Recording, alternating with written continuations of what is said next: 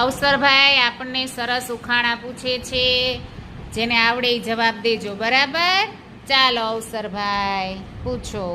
કયું પ્રાણી છે જે દિવસો સુધી પાણી નથી પીતું? લે, એવું કયું પ્રાણી છે જે કેટલા બધા દિવસ સુધી પાણી વગર ચલાવી શકે?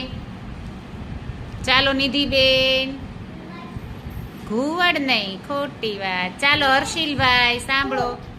ઊંટ. અવસરભાઈ સાચું?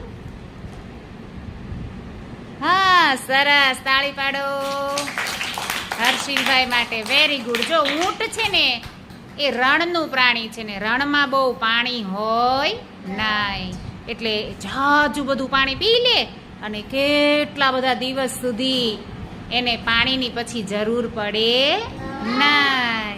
એટલે ઊંટ જ એક એવું પ્રાણી છે ઘણા દિવસ સુધી પાણી વગર ચલાવી શકે.